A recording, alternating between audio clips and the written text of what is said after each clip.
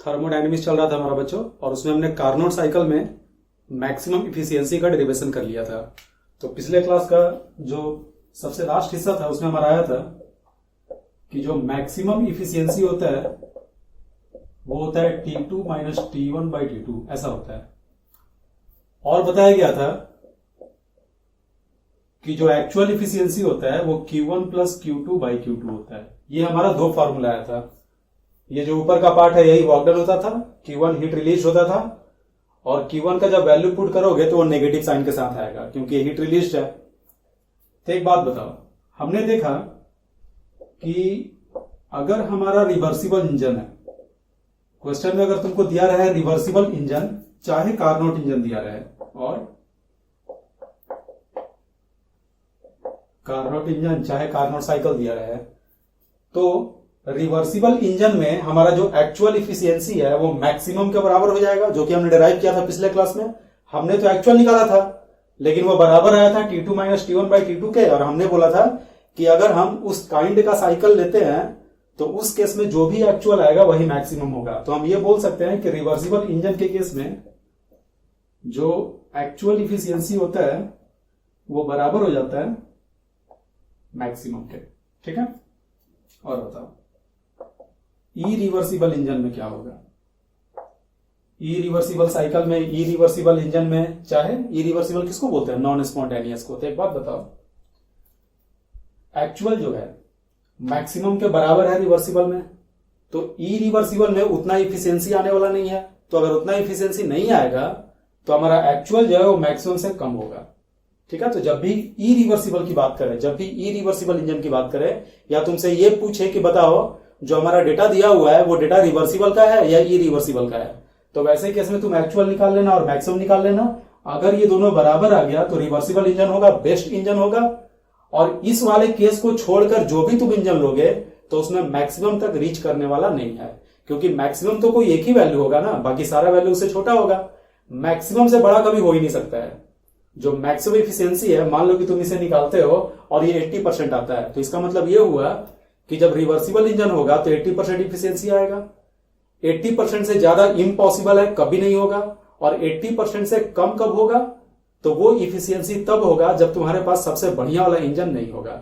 और सबसे बढ़िया वाला इंजन नहीं होने का मतलब यह हुआ कि रियलिटी में जो इंजन एग्जिस्ट करता है, और रियलिटी में जो भी प्रोसेस एग्जिस्ट करता है सारा इरिवर्सिबल एग्जिस्ट करता है। रिवर्सिबल जो है वो केवल थियरी में एग्जिस्ट करता है। क्यों? क्योंकि रिवर्सिबल क्या था? क्वासी स्टैटिक था। रियलिटी में क्वासी स्टैटिक प्रोसेस जो है वो प्रोसीड ही नहीं करेगा, उसको कंप्लीट होने में इनफाइनाइट स्टेप लगेगा।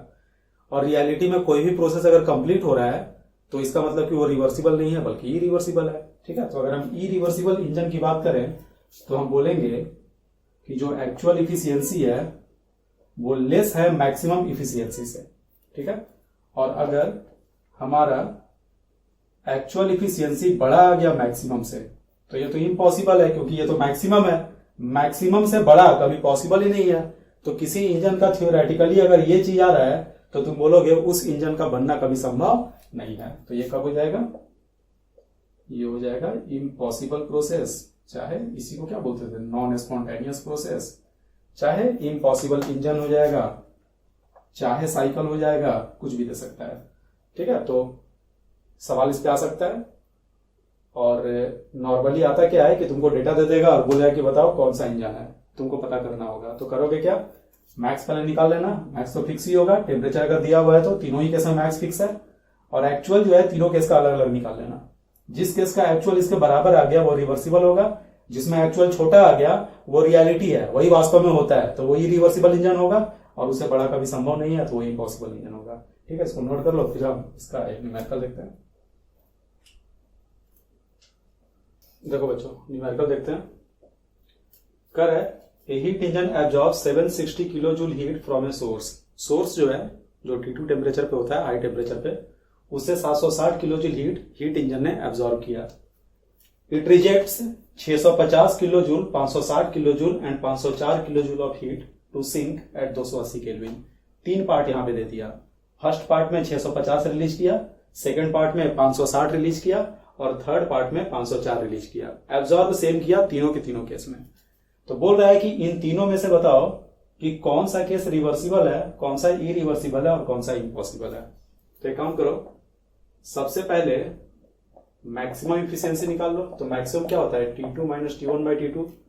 सोर्स का टेम्परेचर कितना है 380 और सिंक का टेम्परेचर है 280। तो हाई टेम्परेचर हो गया 380 minus 280 divided by high temperature, यानी कितना 380। तो ये रिजल्ट आ गया 10/38। सही है। अब फर्स्ट पार्ट में एक्चुअल निकाल लो। तो एक्चुअल बराबर क्या होता है, Q2 plus Q1 divided by Q2 जो हीट एब्जॉर्ब किया, हीट एब्जॉर्ब कितना किया 760, लिख दो 760। और फर्स्ट पार्ट में रिलीज कितना किया है 650। तो जो हीट रिलीज होता है उसके आगे माइनस साइन होता है, तो हम 650 की जगह पे लिखेंगे, Q1 की जगह पे लिखेंगे माइनस 650 एंड डिवाइडेड बाई 760। अगर इसको सॉल्व करोगे तो ये आ जाएगा 11/76 और हमारा मैक्सिमम आया था 10/38। कंपेयर करने के लिए काम करो, इसमें ऊपर नीचे 2 से मल्टीप्लाई कर दो तो ये हो जाएगा 20/76। तो ये देखो ये है 20/76 और ये आ रहा है 11/76। तो 20 से 11 छोटा है, डिनोमिनेटर सेम है, न्यूमरेटर इसका छोटा है। तो हमारा जो एक्चुअल इफिशियंसी आया वो मैक्स से छोटा आया। तो मैक्स से छोटा कब होता है, इरिवर्सिबल में। पहला पार्ट हो गया।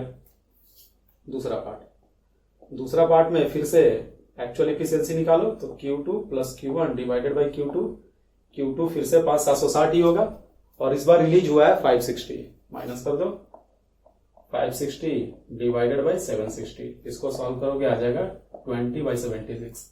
तो एक्चुअल भी 20/76, मैक्सिमम भी 20/76। तो हम बोलेंगे कि ये रिवर्सिबल इंजन है क्योंकि इक्वल हो गया। थर्ड पार्ट में एक्चुअल बराबर आ जाएगा 760 माइनस कितना रिलीज किया इस बार 504, माइनस कर दो 504 डिवाइडेड बाई 760। अगर माइनस करोगे तो कितना आएगा, 10 में से 4 गया 6। अब ये 0 को ऊपर भेजोगे तो ये हो जाएगा 25.6 डिवाइडेड बाई 76। 25.6 अपॉन 76। ध्यान से देखो, हमने 0 को ऊपर भेज दिया, यहां पॉइंट आ गया 76 सेम है, यहाँ 20 है, यहाँ 25.6 है। तो ये बड़ा आ रहा है मैक्सिमम से, तो मैक्सिमम से बड़ा तो पॉसिबल ही नहीं है। तो हम बोलेंगे कि ये हो जाएगा इम्पॉसिबल इंजन। तो इस तरह का छोटा मोटा सवाल इसमें पूछ सकता है। ठीक है, नोट कर लो। नेक्स्ट में कह रहा है कि efficiency of Carnot cycle is 1/6। Carnot cycle का इफिशियंसी 1/6 है। कार्नोट क्या होता है, कार्नोट साइकिल बेस्ट इंजन होता है, तो उसका इफिशियंसी कितना था मैक्सिमम के बराबर, यानी T2 minus T1 by T2। और ये बराबर है किसके, तो 1/6 के, इक्वल टू हमने लिख दिया 1/6। आगे बोल रहा है on decreasing the temperature of the sink by 65 degree C. अगर सिंक के टेम्परेचर को 65 डिग्री सी से घटाते हो तो ध्यान रखना ये जो टेम्परेचर होता है ये केल्विन स्केल पे होता है। तो अगर तुम सिंक के टेम्परेचर को 65 डिग्री सी से घटाओगे तो ये टेम्परेचर चेंज है, और temperature change degree C kelvin दोनों स्केल पे सेम होता है। तो हम भले ही ऐसा लिख रहे हैं, टेम्परेचर सिंक का T1 था उसे हमने कर दिया T1 माइनस 65, भले ही हमने इसको T1 माइनस 65 लिखा, लेकिन फिर भी ये केल्विन में ही है। ऐसा नहीं है कि 65 तुम डिग्री सी वाले को यूज कर रहे हो, तुम 65 डिग्री सी को केल्विन में चेंज कर दिए और चेंज होकर भी वो 65 केल्विन ही आया। तो हमने T1 की जगह पे लिख दिया T1 minus 65 divided by T2, और क्या हो गया, efficiency increases to 1/3। Efficiency increase करके 1/3 हो गया। ठीक है, तो ये दो इक्वेशन आया और दो अननोन आया। इसको सॉल्व करोगे तो T1 और T2 निकल जाएगा, लेकिन जो T1 और T2 आएगा वो केल्विन स्केल पे आएगा। सॉल्व कैसे करना, वैसे इसको पहले पार्शियली ब्रेक कर लो, तो ये हो जाएगा 1 minus T1 by T2 is equal to 1/6। तो यहां से आ जाएगा T1 by T2 is equal to 5/6। ठीक है, तो T1 T2 का रेशियो आ गया। अब यहां से T1 निकाल लेना, चाहे T2 निकाल लेना T1 के टर्म में, और यहां वैल्यू पुट करना है। इसको ही पार्शियली ब्रेक कर लो, तो ये हो जाएगा 1 minus T1 minus 65 by T2 is equal to 1/3। T1 minus 65 by T2 is equal to 1/3 उधर गया, ये RHS में आया, तो ये हो जाएगा 2/3।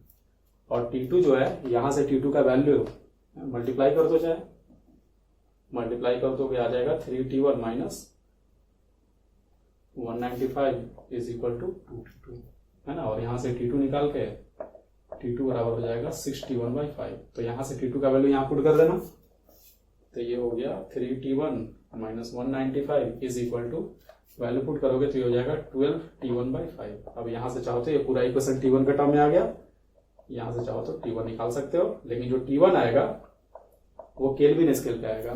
तुम्हारा आंसर क्या होगा, जो भी आया उसमें से 273 माइनस कर देना तो डिग्री सी में आ जाएगा, क्योंकि हमारा आंसर जो है वो डिग्री सी में दिया है 52 डिग्री सी। तो यहां से आपका ये सॉल्व हो जाएगा। ठीक है, कैलकुलेशन देख लेना, कहीं कुछ एरर हो तो देख लेना, वैसे सही लग रहा, नोट कर लो। देखो बच्चों, अभी जस्ट हमने देखा कि जो एक्चुअल एफिशिएंसी होगा वो less than equal to maximum होगा, और हमने साथ साथ ये भी प्रूव किया कि इक्वलिटी आता है रिवर्सिबल पे और इनइक्वलिटी आता है इरिवर्सिबल पे। अब यहाँ पे वैल्यू पुट कर दो तो एक्चुअल क्या होता है Q2 plus Q1/Q2 less than equal to maximum क्या होता है T2 minus T1 divided by T2।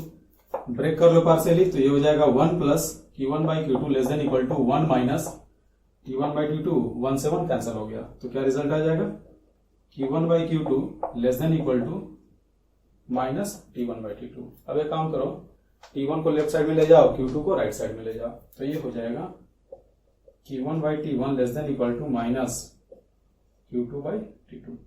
ठीक है, अगर हम माइनस Q2/T2 को LHS में लेकर आ जाए तो ये टर्म बन जाएगा, माइनस जो है प्लस हो जाएगा, पहले से क्या था Q1/T1 plus Q2/T2 less than equal to 0। अब देखो तो ये Q1/T1 Q2/T2 इस तरह से आ गया, तीसरा हम क्या लिख सकते हैं, तीसरा लिख सकते हैं sigma QI/TI less than equal to 0। और डिस्क्रीट समेशन को हम सिग्मा बोलते हैं, और कंटिन्यूअस समेशन को क्या बोलते हैं, कंटिन्यूअस समेशन को इंटीग्रेशन बोलते हैं, मैथ्स में पढ़े होंगे। तो हम इसी को अगर हम मैथमेटिकली कन्वर्ट कर दें कंटिन्यूअस इंटीग्रेशन में, चाहे कंटिन्यूअस समेशन में, तो ये बन जाएगा Q/T जो है वो बन जाएगा dQ/T, और सिग्मा के जगह पे इंटीग्रेशन का साइन आ जाएगा अगर ये कंटिन्यूअस है तो, डिस्क्रीट नहीं है तो। और बिकॉज कि ये सारा का सारा जो हसल कर रहे हैं हम कार्नोट साइकिल से कर रहे हैं, यानी कि ये साइक्लिक प्रोसेस में एप्लीकेबल है, तो हम यहाँ पे ये बोला दे देंगे। ठीक है, साइक्लिक प्रोसेस के लिए तो हमारा इनइक्वालिटी आ गया, this term is less than equal to 0। यही वो इनइक्वालिटी था जो सेकेंड ऑफ थर्मोडायनेमिक्स में पहले हम लोग लिख दिए थे, जिसको हम लोग ब्रेक किए थे, तो इक्वालिटी आया था रिवर्सिबल पे और ये आया था इरिवर्सिबल पे। तो देखो ये चीज यहां से प्रूफ हो गया। तो एक तरह से ये भी बोला जाता है कि सेकेंड लॉ ऑफ थर्मोडायनेमिक्स में जो स्टेटमेंट था कि heat can not be completely converted into work किसी भी साइक्लिक प्रोसेस में, उसी का ये मैथमेटिकल फॉर्म हो गया। तो प्रूफ उतना ज्यादा इंपॉर्टेंट नहीं है, बस ये एक्सप्रेशन याद रखना, नोट कर लो। एक और टर्म लिखा था बच्चों हमने, क्लॉसियस इनइक्वालिटी, याद है क्लॉसियस इनइक्वालिटी? वो था कि ds जो होता है बड़ा चाहे बराबर होता है dQ/T के। इनइक्वालिटी आया था इरिवर्सिबल के लिए, इक्वालिटी आ गया था रिवर्सिबल के लिए। इसको ही प्रूव कर देते हैं, वैसे इंपॉर्टेंट नहीं है, बस एक्सप्रेशन इंपॉर्टेंट है। तो देखो अब इक्वालिटी वाला पार्ट तो ऑलरेडी हमको पता है कि ds बराबर होता है dQ/T के डेफिनेशन से, बचा है ग्रेटर देन वाला पार्ट जो कि इरिवर्सिबल में होता है। तो इरिवर्सिबल में प्रूफ करने के लिए हमें क्या कर रहे हैं कि हम लोग एक प्रोसेस ले लिए A से B जो कि इरिवर्सिबल नेचर का है। इसी प्रोसेस में हमको ये चीज प्रूफ करना है। इसमें साइक्लिक का कोई सीन नहीं था, ये साइक्लिक में प्रूफ नहीं करना था, लेकिन इसको प्रूफ करने के लिए प्रूफ करेंगे हम एक सिंगल डायरेक्शनल प्रोसेस के लिए ही, लेकिन प्रूफ के दौरान बीच में साइक्लिक प्रोसेस हम लोग लेंगे। क्यों? क्योंकि अभी हमने कार्नोट साइकिल जो पढ़ा था उसमें जो भी हमारा रिजल्ट आया है वो साइक्लिक में वैलिड है। तो एक बात बताओ, A से B है इरिवर्सिबल, अगर हम B से वापस A पे आ जाए, अगर हम B से वापस A पे लौट आए लेकिन रिवर्सिबल तरीके से, तो ये एक पूरा साइक्लिक प्रोसेस बन गया। और अगर तुमसे पूछा जाए कि ये कैसा साइक्लिक प्रोसेस है, ओवरऑल क्या है, ये रिवर्सिबल है कि इरिवर्सिबल है, तो तुम्हारा आंसर होगा इरिवर्सिबल है। जब रिवर्सिबल इरिवर्सिबल समझा रहे थे बहुत पहले, तो बोले थे कि किसी भी प्रोसेस को रिवर्सिबल होने के लिए पूरे प्रोसेस के दौरान उसको रिवर्सिबल होना पड़ता है, हर मूवमेंट पे उसको इक्विलिब्रियम में रहना होगा, हर मूवमेंट पे वो रिवर्स में जा सके। लेकिन अगर थोड़ी देर के लिए भी कोई प्रोसेस इरिवर्सिबल हो गया तो ओवरऑल वो प्रोसेस रिवर्सिबल नहीं होता बल्कि इरिवर्सिबल हो जाता है। क्योंकि इरिवर्सिबल का मतलब क्या हुआ कि हमारा प्रोसेस रिवर्स में नहीं जा सकता अगर हम कंडीशन में इनफाइनाइटेसिमल का चेंज लाए तो उसी प्रकार से ये जो प्रोसेस है हमारा B से A तक रिवर्सिबल तो है, लेकिन A से B का जो हिस्सा है वो रिवर्स नहीं हो सकता, यानी ओवरऑल ये इरिवर्सिबल होगा।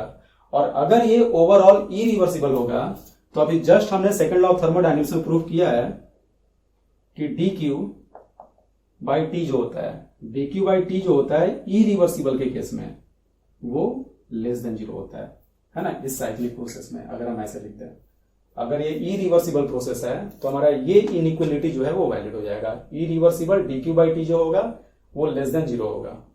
अब बताओ, क्या हम इस प्रोसेस को दो पार्ट में ब्रेक कर सकते हैं मैथ से? प्रोसेस पहले ए से बी तक गया, फिर बी से वापस ए पे आया, ठीक है, तो हम इसको क्या लिख सकते हैं, ए से बी तक प्रोसेस गया और ए से बी में इसका नेचर है irreversible by T plus B पे चले गए। अब बी से वापस अगर ए पे जाओगे तो पूरा साइकिल हमारा कंप्लीट हो जाएगा। तो इस टर्म, ये एक साइक्लिक प्रोसेस हुआ, इस पूरे साइकिल को कंप्लीट करने के लिए हम इसी को ब्रेक कर रहे हैं दो पार्ट में। पहला पार्ट हो गया इरिवर्सिबल वाला, दूसरा पार्ट हो गया रिवर्सिबल वाला। तो क्या लिखेंगे, ए से बी हो गया, बी से ए, और ये हो जाएगा dq reversible by T less than equal to 0। अब हम क्या कर रहे हैं कि ये जो हमारा टर्म है, ये सेकंड टर्म, इसको अब हम आरएचएस में भेज रहे हैं। तो इसको अगर आरएचएस में भेजोगे तो लेफ्ट साइड में क्या बचेगा, ए से B dq E reversible by T less than, ये उधर गया तो ये हो जाएगा माइनस साइन बी से A dq reversible by T minus sign को अगर इंटीग्रेशन में मर्ज करोगे तो लिमिट इसका उल्टा हो जाएगा। तो हम इसको लिख सकते हैं इंटीग्रेशन बी से ए था, ये उल्टा होकर हो गया ए से बी, और ये हो गया dq रिवर्सिबल बाई टी। तो एक बात बताओ बच्चों, dq रिवर्सिबल बाई टी इसको हम लिख सकते हैं ds, लिख देते हैं यहीं पे dq reversible by T, by definition क्या था, ds था, और ये ds का इंटीग्रेशन है तो डेल्टा s हो जाएगा, और इधर भी इंटीग्रेशन है तो एक काम कर सकते हैं, दोनों साइड से इंटीग्रेशन को हटा सकते हैं। अगर दोनों साइड से इंटीग्रेशन को हटाओगे तो देखो तो क्या रिजल्ट बच गया, दोनों साइड से अगर हम इंटीग्रेशन को हटा दें तो देखो रिजल्ट क्या आया, आरएचएस में क्या आया, ds आया, और ds कहां से कहां तक आया, a से b तक आया, a से b तक का, और ये क्या है तो बड़ा है, तो ग्रेटर का साइन दे दो, बड़ा है, किससे बड़ा है ये, इधर भी इंटीग्रेशन हट गया, बचा क्या dq इरिवर्सिबल बाई टी, और ये भी a से b है तो ये भी a से b और ये भी a से b, बिल्कुल फिट बैठ रहा है, तो ये हो जाएगा dq इरिवर्सिबल बाई टी। तो यहां से क्या प्रूफ हो गया कि ds जो है a से b के लिए dq इरिवर्सिबल बाई टी से बड़ा होता है। देखो तो a से b क्या था, इरिवर्सिबल प्रोसेस था, तो प्रूफ हो गया ds बड़ा है dq इरिवर्सिबल बाई टी से, ठीक है। और हमने पहले ही देखा था कि एंट्रोपी बराबर होता है dq रिवर्सिबल बाई टी के, अगर दोनों को मर्ज कर दोगे एक साथ तो यह आ जाएगा ds greater equal to dq by T, यही होता है क्लॉसियस इनइक्वालिटी, ठीक है। और इसमें जो इक्वल टू वाला पार्ट है वो रिवर्सिबल में आया है, और ये वाला जो पार्ट है वो किस में आया है, इरिवर्सिबल में आया है, ठीक है। तो ये भी प्रूफ हो गया एकदम, बिल्कुल भी इस पे कंसंट्रेट मत करना अगर मेडिकल में हो तो, एडवांस वाले जेईई मेन के लिए बिल्कुल जरूरी नहीं है, बस ये याद रखना, ये रटे रहना, इससे हो सकता है कि एग्जाम में आ जाए डायरेक्ट एक्सप्रेशन आ जाए, हो सकता है पूछ दे कि इनमें से कौन सा क्लॉसियस इनइक्वालिटी है, ठीक है। जेईई एडवांस वाले जरूर इसको पेन चलाकर अच्छे से डिराइव कर लेना 8-10 बार कि तुमको हमेशा के लिए रटा जाए, ये वाला डेरिवेशन भी, इसके पहले वाला डेरिवेशन भी नोट कर लो। देखो बच्चों, पिछले क्लास में कार्नर साइकिल में हमने इफिशियंसी को निकाला था, डिराइव किया था, कैसे, work done by heat added heat absorb. अगर तुमको कोई दूसरा रैंडम साइकिल दे दिया तो तुम उसमें इफिशियंसी कैसे निकालोगे, है ना, उसको हम डिस्कस करने जा रहे हैं इस सवाल में, ठीक है। बहुत ही ज्यादा इंपॉर्टेंट सवाल होता है इस तरह का कार्नर साइकिल का, और एडवांस के लिए तो खतरनाक इंपॉर्टेंट होता है। तो समझना इसको अच्छे से, तरीका वही है, इस पूरे प्रोसेस में हम नेट वर्क डन निकालेंगे और इसको डिवाइड कर देंगे उस हीट से जो एब्जॉर्ब हुआ है, जो रिलीज हुआ है उसमें मतलब नहीं है, जो एब्जॉर्ब हुआ है, ठीक है। तो देखते हैं इसको, तो हमारा इफिशियंसी का फॉर्मूला क्या था, वर्क डन, चाहे net work done W net लिख दो, divided by heat added, heat जो ऐड होता है, ठीक है बच्चों। अब हम डब्ल्यू नेट निकाल रहे हैं, लेकिन डब्ल्यू नेट निकालोगे, हीट एडेड निकालोगे, टेम्परेचर एक बार देख लो, सबसे इंपॉर्टेंट फैक्टर जो रहता है वो टेम्परेचर होता है, सबसे इंपॉर्टेंट फिजिकल क्वांटिटी टेम्परेचर होता है। तो ए का टेम्परेचर, बी का टेम्परेचर दिया हुआ है 400 केल्विन, लेकिन सी का टेम्परेचर हमें नहीं पता। अब सी का कैसे निकलेगा, ए से बी आइसोथर्मल था, बी से सी जो है ये हमारा आइसोबारिक प्रोसेस है, प्रेशर यहां पे कांस्टेंट है। एक बात बताओ, ए से बी, ध्यान से देखो तो ए से बी में वॉल्यूम हमारा डबल हो गया है। ए पे वॉल्यूम था V0 और बी पे वॉल्यूम हो गया है ये 2V0 और टेम्परेचर यहां कांस्टेंट है। तो अगर टेम्परेचर कांस्टेंट है तो प्रेशर वॉल्यूम के इनवर्सली प्रोपोर्शनल होगा, और अगर वॉल्यूम डबल हो गया है तो प्रेशर पक्के से आधा हो गया होगा। तो हम ये कमेंट कर सकते हैं कि अगर ए पॉइंट पे वॉल्यूम हमारा P0 के बराबर था, सपोज करो, तो बी पॉइंट पे वॉल्यूम जो है वो P0/2 के बराबर होगा, ऐसा हम कमेंट कर सकते हैं। अब देखो तो एडियाबेटिक प्रोसेस CA में, सी से ए में तुमको प्रेशर तो आ गया, क्योंकि एडियाबेटिक प्रोसेस है। एडियाबेटिक प्रोसेस में जो इक्वेशन लगता था वहां हम रेशियो पे काम करते थे, तो इन दोनों का रेशियो तो मिल गया। P0 नहीं भी पता उससे कोई फर्क नहीं पड़ता, रेशियो तो मिल गया हमें। तो सी पॉइंट का प्रेशर आपको पता है, ए पॉइंट का प्रेशर पता है, और ए पॉइंट जो है उसका टेम्परेचर ही पता है 400 केल्विन।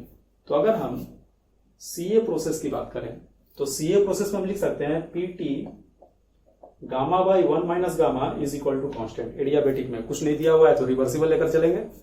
अब ये फॉर्मूला लिख दिया तो इसको और क्या तुम लिखोगे, P2 का power γ/1 - gamma is equal to P1 का पावर γ/1 - गामा, ये फॉर्मूला। अब देखिए 1 मान लो हमारा पॉइंट C है और 2 जो है वो पॉइंट A है।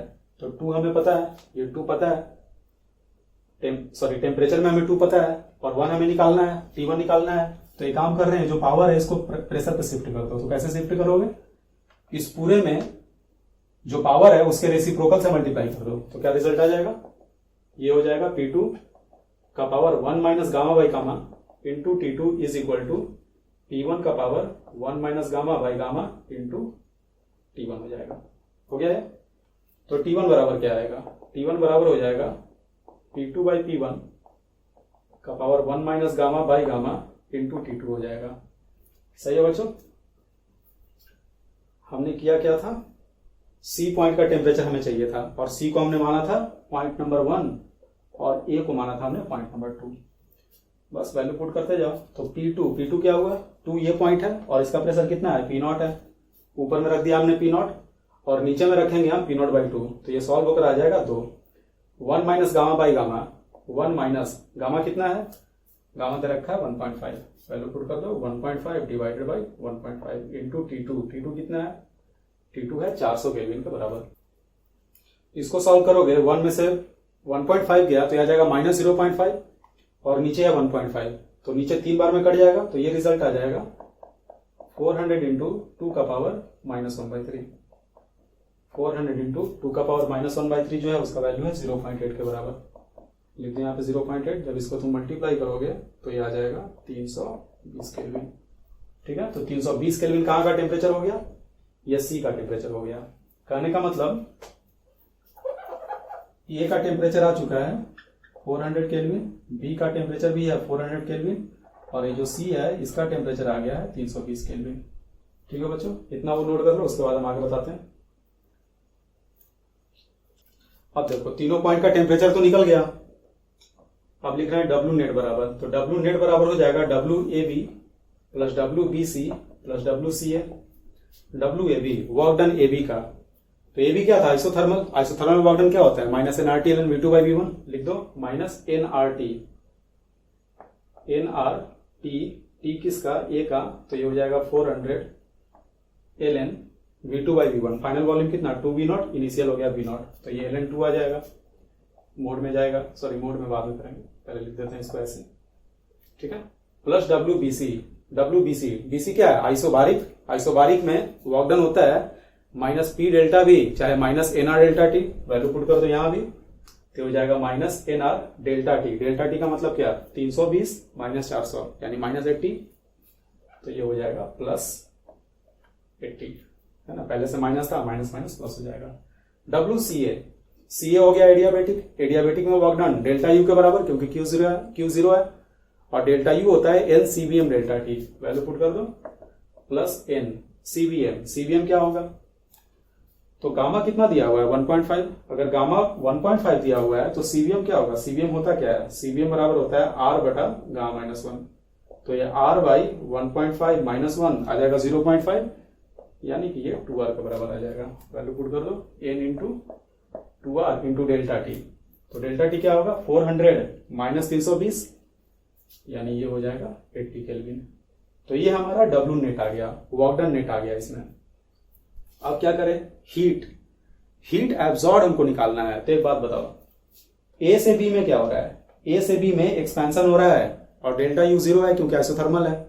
अगर डेल्टा यू जीरो है तो क्यू बराबर माइनस डब्ल्यू होगा, और एक्सपेंशन की वजह से वर्क डन का साइन नेगेटिव है, वर्क डन का साइन नेगेटिव है तो क्यू का साइन पॉजिटिव होगा। यानी ए बी प्रोसेस में हीट जो है वो एब्जॉर्ब हो रहा है। और कितना एब्जॉर्ब हो रहा है, तो क्यू ए बी बराबर अगर हम लिखें तो आ जाएगा माइनस डब्ल्यू, और डब्ल्यू था ये, तो माइनस डब्ल्यू कितना हो जाएगा एन आर इंटू 400 ln2 के बराबर। ठीक है बच्चों। अब देखो बीसी में क्या हो रहा है, तो बीसी आइसोबारिक है, आइसोबारिक में जो हीट एक्सचेंज होता है क्यू वो डेल्टा एच के बराबर, डेल्टा एच होता है एन सीपीएम डेल्टा टी, और टेम्परेचर यहाँ पे घट रहा है, टेम्परेचर घट रहा है तो डेल्टा टी नेगेटिव होगा, डेल्टा टी नेगेटिव होगा तो क्यू भी नेगेटिव होगा। और अगर क्यू नेगेटिव होगा तो यहाँ पे हीट एब्जॉर्ब नहीं होगा बल्कि रिलीज होगा। हमें रिलीज होने वाले हीट से कोई मतलब नहीं है, हम फॉर्मूला में केवल ऐड होने वाला हीट लिखते हैं। ठीक है, तो हम लोग सीधे उसको इग्नोर कर देंगे। तरीका समझ रहे हो तुम लोग। कभी भी ऐसा सवाल है पहले नेट वर्क डन निकाल देना एनी हाउ, उसके बाद हर प्रोसेस में चेक करना कि किसमें हीट एब्जॉर्ब हो रहा है। तुम्हें बस उसी हीट से मतलब है, उसी हीट का जो भी हिस्सा वर्क में जाएगा सो जाएगा, जो रिलीज हो रहा है उससे में कोई मतलब नहीं है। ठीक है, तो बीसी हो गया हीट रिलीज, तो इससे में कोई मतलब नहीं है। अब आ जाओ सीए में। सीए क्या था, तो सीए था एडियाबेटिक कंप्रेशन। तो एडियाबेटिक में तो हीट जीरो होता है, क्यू बराबर जीरो। कहने का मतलब हीट एब्जॉर्ब केवल एबी में हुआ है, तो ये जो हमारा टर्म आया ये नेट हीट एडेड हो गया।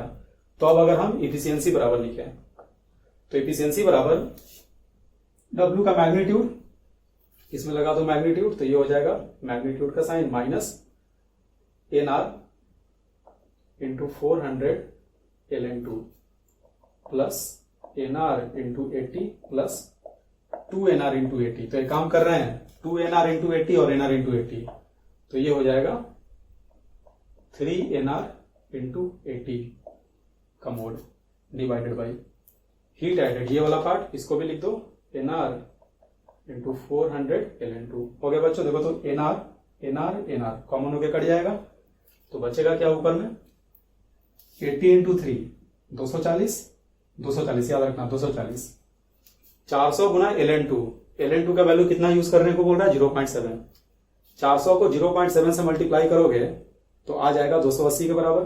ठीक है, तो ऊपर में कितना आ गया 80 इंटू 3, ये हो गया था 240। ठीक है, और ये आया था 280, लेकिन माइनस 280 है, तो नेटवर्क कितना हुआ, नेटवर्क हो गया -40। बिल्कुल सही है, क्योंकि work done by the system होना चाहिए, बाय द गैस होना चाहिए। डब्ल्यू नेगेटिव होगा तभी हमारे काम का होगा। यही रीजन है कि बाहर में मैग्नीट्यूड लगा भी है। ठीक है, फिर से एक बार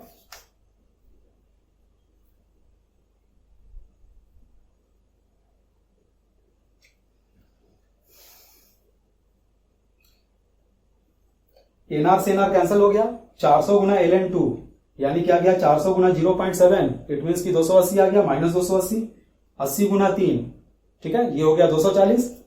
अगर इसको सॉल्व करोगे तो आ जाएगा -40 का मोड, यानी सीधे लिख दो 40 डिवाइडेड बाई एनआर तो कट गया, और 400 को मल्टीप्लाई कर दिया 0.7 से, तो ये कितना आ जाएगा, फिर से आ जाएगा 400 टू 0.7 280 आ जाएगा, यानी 4/28 1/7 आ गया। 1/7 चाहे परसेंटेज में अगर लिखोगे तो 100/7% हो गया। यहां से सॉल्व करोगे तो आ जाएगा 14.2% हो गया है। नोट कर लो इसको। तो आज के लिए इतना ही। कार्नोट साइकिल हमारा पूरी तरह से कंप्लीट हो गया। मोस्टली ये पूरा का पूरा क्लास जेईई एडवांस के लिए जाएगा। अच्छे से इसको प्रिपेयर करना, पेन वेन चलाना, इसमें ऐसा ऐसा सवाल और भी ढूंढ के करने का प्रयास करना। बस इसका एक ही कॉन्सेप्ट है, नेट वर्क डन निकाल लो और जो हीट एब्जॉर्ब हुआ उससे डिवाइड कर दो। तुम्हारा एफिशिएंसी 1 से छोटा आएगा, परसेंटेज में निकालना है तो 100 से मल्टीप्लाई कर दो। ठीक है, इंट्रोपी हमने स्टार्ट किया था, उसी को आगे हम बढ़ाएंगे अगले क्लास में। ठीक है, तो मिलते हैं अगले क्लास में।